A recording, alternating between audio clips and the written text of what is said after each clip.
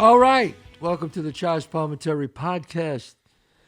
It is Monday at 11 o'clock. You know what that means? New episode. We got a great show coming up. But before we do that, Wednesday, March 1st. Wednesday, March 1st. Little Rock, Arkansas. That's right.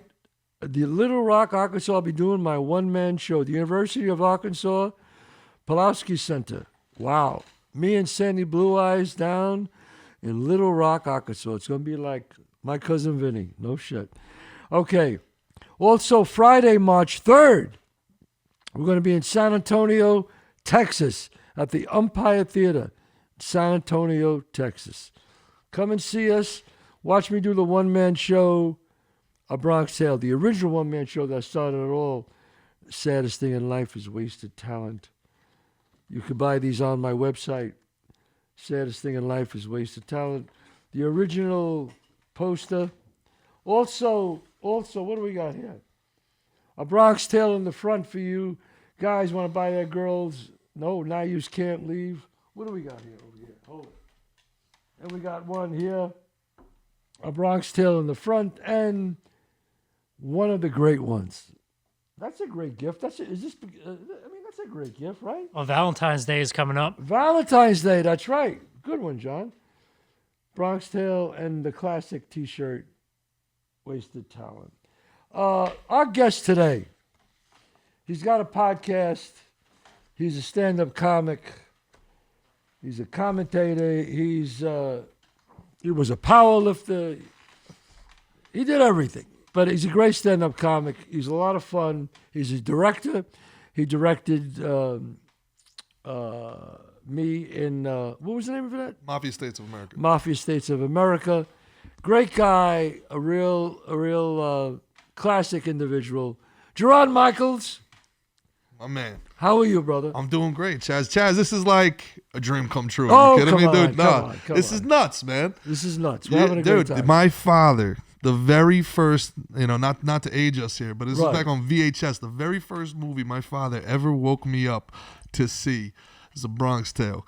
And the Wow. scene, let me see if you can guess the scene he wanted me to see. What do you think the scene was? The scene he wanted you to see, I know the one.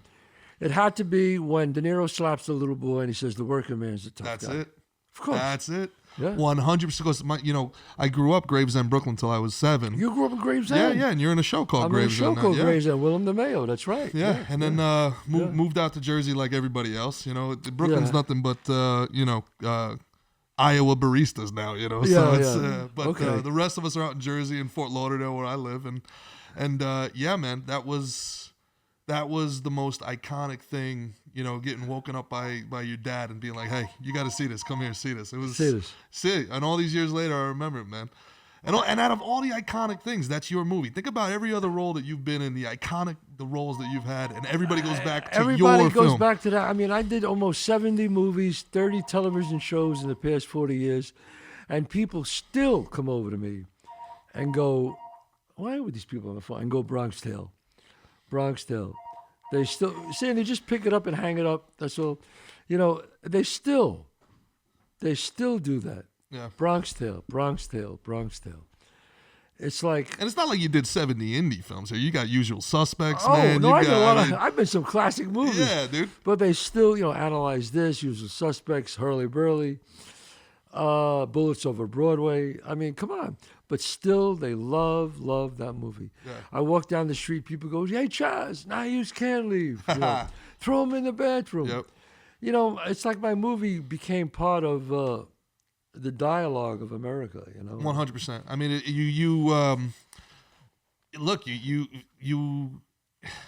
it's like J.D. Salinger, man. It's like Catcher in a Rye. No, yeah. I'm not. Look, I'm not stroking you here. This is just the truth, man. Well, very few pieces of art can encapsulate a moment in time. I mean, like Leave A the Bronx gun, Tale take did. the That's cannolis. it. That's it. That's it. It's that it forever. Yeah. I mean, shoot. And I mean, well, Right. did you know now with Unusual Suspects? Did you know the ending to the movie? Was it in the script? Well, Did it they was let in you the know? script, yeah. But I couldn't. I didn't understand it. Really? Nobody could. You didn't get what was happening? You know what we kept saying? But is he? Yeah, he is. He is Kaiser. through the whole movie, Gabriel Byrne swore that he was Kaiser Sose. Really? Till this day, he's still. Maybe they wrote it that way, and then they. We go, Gabriel, you're wearing Kaiser Sose. Listen to me. Yeah. It was Kevin Spacey. You know, it was a great film. I mean, we didn't know it was going to be that great. We knew it was a very unusual script. I mean, won the Academy Award. Yeah. You know, so we were very excited by that. But great script, but boy, we could not. It was hard to understand it. I mean, really, it was really. It's one of the best movies ever made. It's one of the best movies. Yeah, it's a great film, and I'm very happy for it. And it was nice for you to get a turn on the other side of the law for once, huh? Yes, yeah, I was a good guy. I'm always usually a bad guy. So now tell me, what? You have a podcast. Sure, Slick and Thick with Mickey Slick Gall. and You had Mickey on. Gall, the UFC fighter who Mickey I had G. on. Yeah. So Slick and Thick. Well, he's obviously slick, Come on. and you're thick. That's right. Yeah, you know. So you have your own podcast, and We're just two guys from Jersey having a good time. two man. guys. Where do you guys film it? In Florida? Well, we go back and forth between the Gas Digital Studios up in New York and down, where we live in Florida. So, Where you Mickey live in trains Florida. down there. And, I travel around the country doing comedy. Mickey trains in Florida. So, Now, where did you grow up? I grew up in Old Bridge, New Jersey. Right. So I lived in Brooklyn, then we moved out when I was young, and I grew up in Old Bridge, New Jersey, Central Jersey, middle class upbringing, like everybody else, man. And I loved it. I loved it growing up, but moving to Florida was the best thing I ever did. I feel like I took my life from like extra hard to easy. I don't pay taxes or tolls anymore. I don't pay to get on the beach. It's nice. It's So you're a Florida resident. yeah. I got soft real quick, man. I can't handle the cold anymore. Can't handle the cold. Yeah. You don't like paying those taxes. Yeah, I played pickleball. That's I gave up MMA and powerlifting for pickleball. Yeah. So you did MMA and powerlifting, huh? Yeah. So I played minor league baseball. Right. I was a baseball player, and then when you get done, it's you just kind of don't know what to do with your life, and Right. you're working like a 9 to 5, and you don't really fit in. And Now, do you do stand up all over the country? I do. Yeah, I do. I work with the Funny Bones and the Comedy Zones mostly. I Yeah. toured with a phenomenal woman named Caroline Miljavik. She's Yeah, she's I heard of her. terrific. Yeah, she's. How long have you been doing stand up now? This is my 10th year. 10th year. They 10th say, people say it takes 10 years before you're really. Well, then I better hurry up because I'm not funny yet. So Yeah, no. They say it takes a long time before you really like come into your own. I don't know. I think it takes a while to find what the funny is, and Yeah. then once you find what the funny is, then you have to put it in your own voice. In your own voice. You got to have your own voice. Yeah, and then what happens, Chazz, I think, is like how to make people laugh. You know that there's certain tricks you can do. Yeah. There's ways you can train the audience to laugh. But then you want to have actually something to say, and you want to kind of like Yeah. speak truth to power, and that's a very, very difficult thing in like this environment. So you got to. Especially in this environment. It's tough, but you look at a guy like Dave Chappelle and Bill Burr, and you want to be one of the legends. The true top of the art is being able to say things people don't want to hear in a way that they can't stop listening. You know what I mean? And then they can't cancel you out for it. Well, they could try, but if you don't have any genuine hate in your heart, like this comedy is what I love about comedy. What I love about laughter is it's involuntary. Right. If somebody says something funny, what you'll see is like people will laugh and then they'll look around and be like, "Oh, I shouldn't have laughed at that." Well, why not? It made you laugh. How is laughter a bad thing? Right.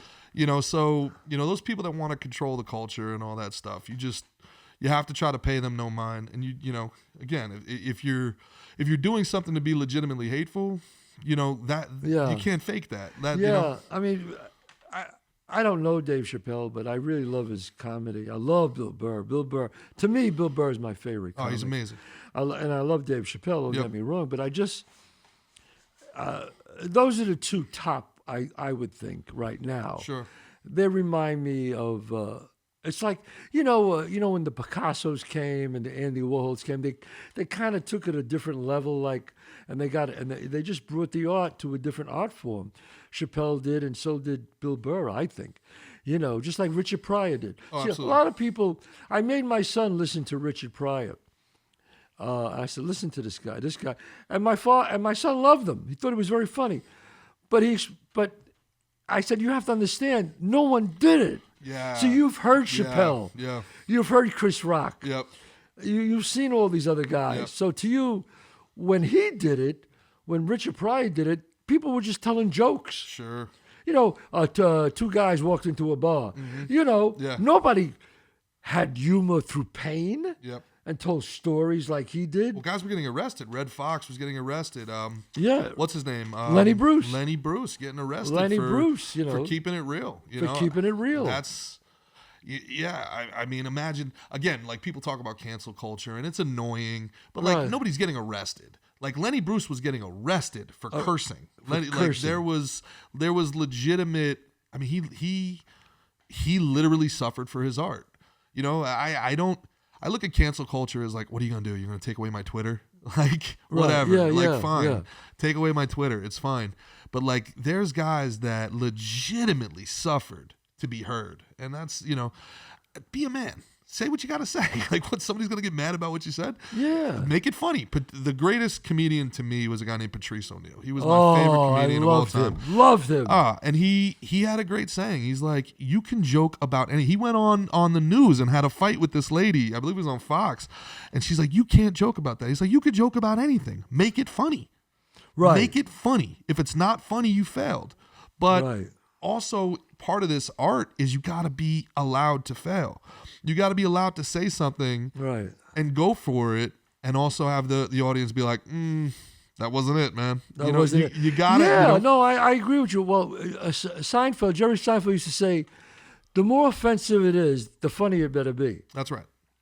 It's a scale, right?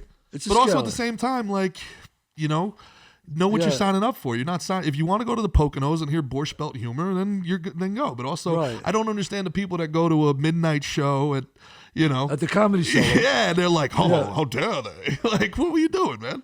But I love that. I love when comics step out there, and I think it's great. Chazz, you spent your life as an artist. Is art supposed to be safe? No, art can't be safe. I mean, me as an artist and as a writer, I write, what's in my heart. I mean, and that's it. I don't mean to hurt anyone, but I write what's in my heart. I remember when I did the TV show, Godfather of Harlem, and Chris, I forgot Chris's last name. It just escapes me. Chris Mercado, who's the real genius behind the writing of it, and him and Paul, they wrote, Godfather Harlem. And here it is, 1960. I'm doing a scene with Forrest Whitaker, and I say to I'm talking to him about his people killed my son. And in the script it said, four N-words, the N-word, okay? So I said it. And then they called me over. They said, we decided we can't use the N-word. And I said, I don't understand. It's in the script. It's right. They said, you have to say four Negroes. And I said to them, listen to me. I said, I'm a wise guy. I'm Joe Bonanno. They killed my son. Do you think Joe Bonanno is going to say the words, four Negroes killed my son? Yeah, Joe Bonanno, very PC. I said, are you kidding me? Yeah. And so they said, well, you can't say it. And I said, well, I'm saying it. I said, because it has to be real. And look, everybody knows me. Look, I wrote Bronx Tale. I had many romances with black women. I'm very much into civil rights. I've done a lot, as much as I can for that. I always try to put an African-American in one of my movies. Always. I always try to do the best I can for that. But I have to say what's real. It's wrong. Yeah. And Forrest agreed with me. And then finally, Chris, who's the creator, said, Chazz, say it. You have to say it. He goes, I'll deal with them. You just say it. Sure. And I said it, and he called me, and he said, look, we left it in because it was right. Because it's right. And also, I think people always get confused with this. It wasn't Chazz Palminteri saying it. It was Joe Bonanno saying it. It's like Bryan Cranston doesn't really sell meth. No. It's the character. This is kind of like we've gotten into this odd place where actors can't act anymore. Like stories can't be told. Everything is through this lens of realism, and it's like, man, it's acting. Yeah, it's called acting. That's the idea. So how do you know when something's funny? I mean, you have to work on it. Like you have a place where you just try your humor out, see if it's funny. Yeah. So my humor starts with like absurdity and anger almost. Like I look Right. at the news and I'm like, I look at what makes me angry and I don't want to be angry anymore. So what makes you angry? No, Like, I'm curious. Like, nah, man, like, so there's just things that you can't change. Like Right. with the lockdowns and everything that happened. Right. Like I have a tattoo, non-essential. Like how the hell are you going to tell me I'm non-essential? You know, like Right. that's a pretty remarkable thing for you to tell me that I can't tell jokes in front of a room full of 100 people, but we're going to keep the strip clubs open. Like, Right. how am I non-essential? So I have to process those emotions, and I can either process them into anger and violence, or I can process them into satire and sarcasm. And that's Right. kind of that's kind of your humor. that's it, right? And so like I try to showcase the absurdity of the moment as much as I can. And give me some examples. Like when you're on stage, what do you? What do you- COVID. I do a lot of COVID jokes about how Okay. COVID floats. Like, trust the science. Here I am being told to trust the science, but I also grew up on the food pyramid, So like, how am I going to trust the science when they, the science told me to eat 3 times as many carbohydrates as proteins growing up, That's right. So, That's right. the science told me that Cookie Crisp was part of a nutritious breakfast. It's cookies and whole milk. It's diabetes soup to start your day. It's the worst thing you can It's have. the worst thing on earth, So, no, that's true. I grew up very skeptical of the science. So, now this idea that you got to shut up and listen. Also, I don't understand where everybody became such like a do-gooder all of a sudden. Like, Right, and it's right. like, I got to listen to some 23-year-old lecture me on the world, and I sit here and I'm like, kid, if you're this upset at the world in college, if you're this upset, Right. I'm brokenhearted for you because it don't get better. It doesn't get better. No. So, no. if you're, wait till your 30s kick in and you can't bend over to tie your shoes without pulling, throwing your back out. If you think the Yeah. world's tough now, No, I it's, remember Bill Gates even said it. A lot of the kids today, when growing up, is because everybody got a trophy. Everybody gets a trophy now. Yep. If you come in last place, you come in first place. If you come in last place, you come in first. But you get a trophy. yeah. So then when they lose, they can't handle it. It's the audacity too. It's like I grew up in an environment where, kids were there to be seen and not heard. Now kids, they're the loudest voices in the room, and I find it hilarious. My grandfather, God bless his soul, I just imagine him being alive in Oh this, my God. in this world. And I'm not saying his worldview was right. Yeah. I just think it would be hilarious, Yeah. for somebody to come up and tell him that he's got, he can't shower because we're in a drought or something like that. Yeah. And he's like, Yeah. I did 3 years in Korea. I'm going to shower wherever the hell I want. I right? went to a birthday party in Beverly Hills. Very wealthy people, very very wealthy, like like a billionaire almost. And he said it was his daughter's birthday. Mm-hmm. His daughter was 14, Yeah. 14 years old. The birthday party must have cost them close to $1 million. Seriously, it was insane. No, a tent.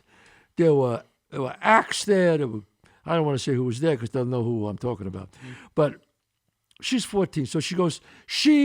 My daughter has a poem, and I want everyone to hear the poem. She would like to read it about this event. She's 14 years old. Now, first of all, to do that, to put everybody. There was like 300 people there, Gerard.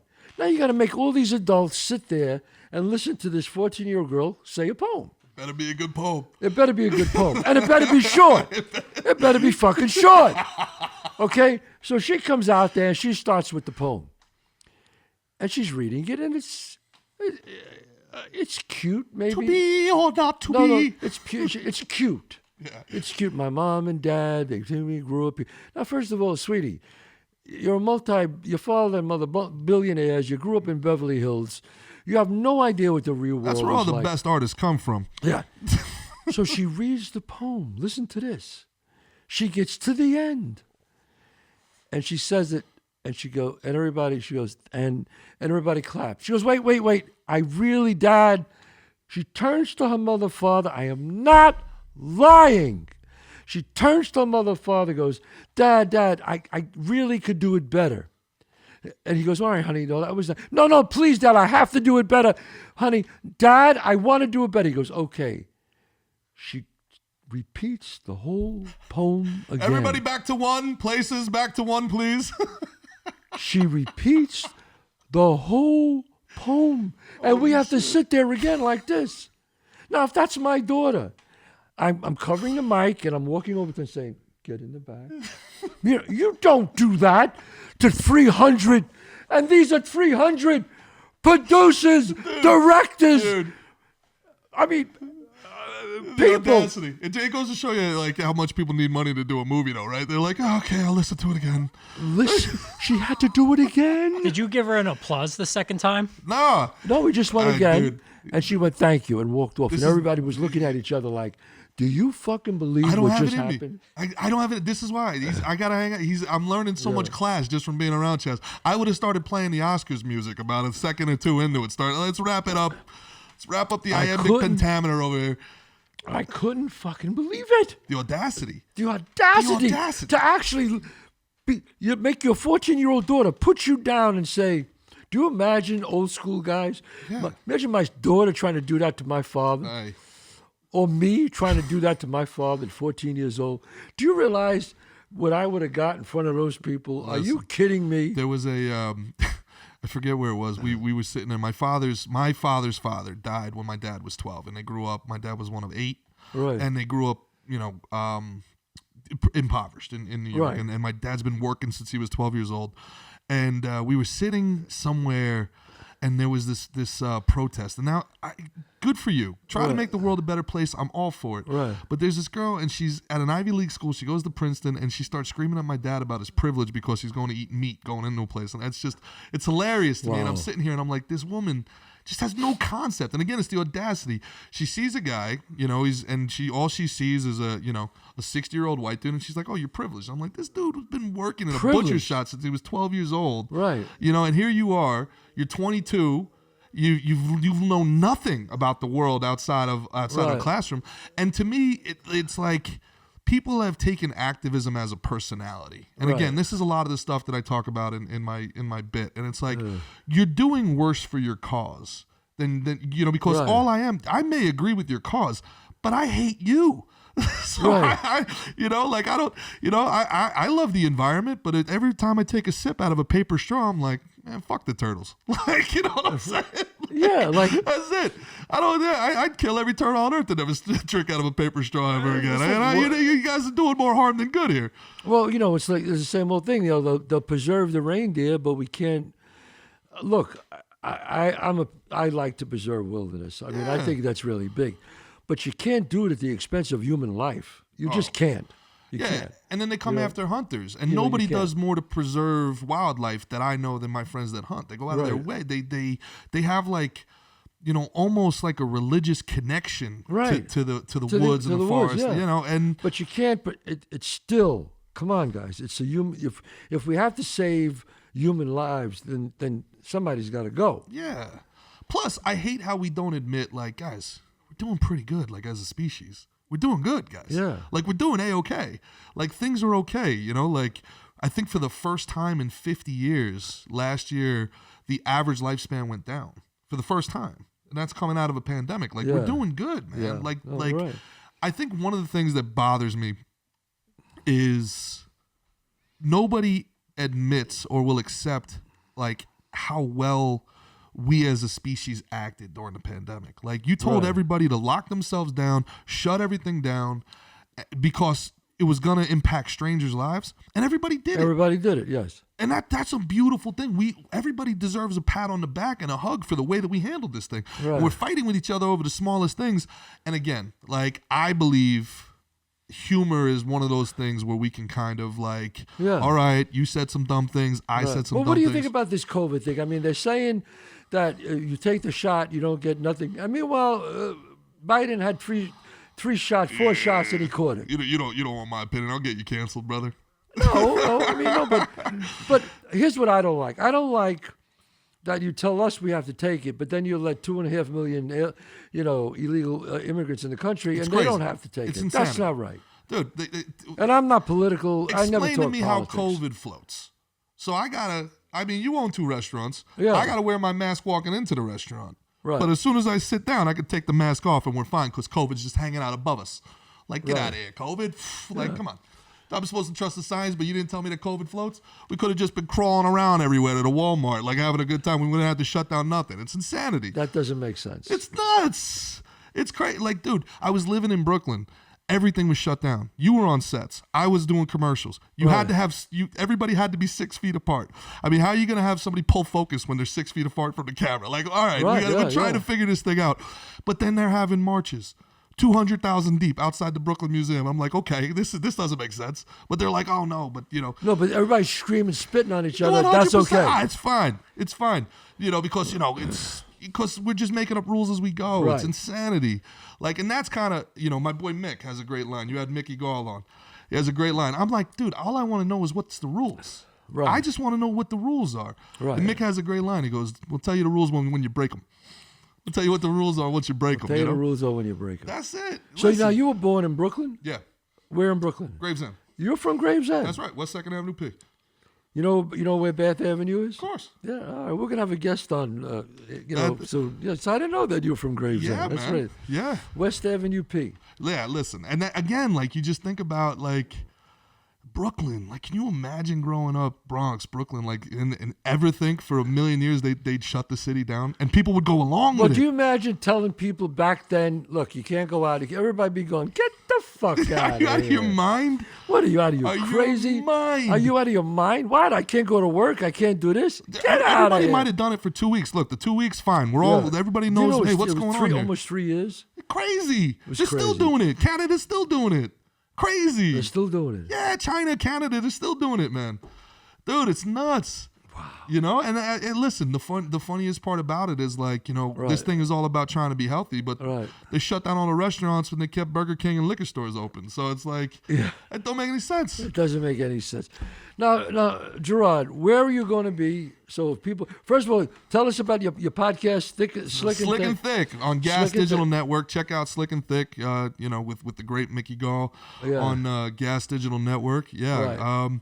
We're on twice a week. We got a bunch of episodes. I think people will like it. It's, I got to come on your show, man. Please do, Yeah, man. I got to come on your show. I All right. mean, shoot, it would class up the joint. That's for Oh, sure. that's Yeah, all right, bring your friends with you. Are you huh? going to be appearing anywhere? Doing stand up? Yeah, I'm going to be all over the place. The best thing for people to do is follow my Instagram at Gerard, GerardDGAF, or at GerardMichaels.com, and they can check out all the upcoming shows. I saw him.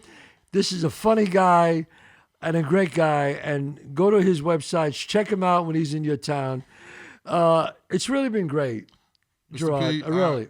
It's dude, great. this is you're a legend, man. Yeah, I can't thank you enough, dude. that's This all right. is- But thank you so much, ladies and gentlemen. That's the show. Don't forget, March 1st, I'm in Little Rock, Arkansas. March 1st, Little Rock, Arkansas, at the University of Arkansas, Pulaski Center. I'll be there with Sandy Blue Eyes selling merchandise. Me and Sandy in Little Rock, Arkansas. It's my cousin Vinny. I'm telling you. Little Rock's a good time, though. Little Rock, I heard it's a good time. It's a good time. Little Rock's sneaky. Friday, March 3rd, I'm going to be in San Antonio, Texas at the Empire Theater. Come and check me out. The one-man show, the original one-man show that started it all. Don't forget my website, ChazzPalminteri.net. My restaurants, you went to my Let me restaurant. talk about the restaurant. How was my restaurant, All right, Gerard? listen. This is not a paid plug, and I'm telling you right now, the Chateaubriand, out of this world. Out of this world. Dude, Nicolo hooked it up. Right. We took an executive from Showtime out, wanted to Right. show him a good time. Right. And dude, I tell you what, Right. you guys, not just the food was amazing. Yeah. 5-star service. 5-star. Through the roof. I told him there's only one bad thing. Don't park on that block. Well, the block, the parking car was $70 It was over there. $70, but I tell you, everything else was first Yeah. class. We got the Bronx Tail, the Chateaubriand, dude, the mushroom raviolis. That's the best, yeah. Yeah, it was great. Now, what made you want to open up a restaurant? I met Jack Senage and his brother Jeff, and I liked the way they ran. They had 4 successful restaurants. I wanted to go with somebody who really knew how to do it. Mm-hmm. I did it with them. They'd never had an Italian restaurant. I went partners with them. My restaurant, 30 West 46th Street in Manhattan, 264 Main Street in White Plains. Both of them killing it. And if you get a chance, come and visit. But Yeah, for hey, sure. brother, see you soon. Thanks so All right, much, man. All right. See you guys next week.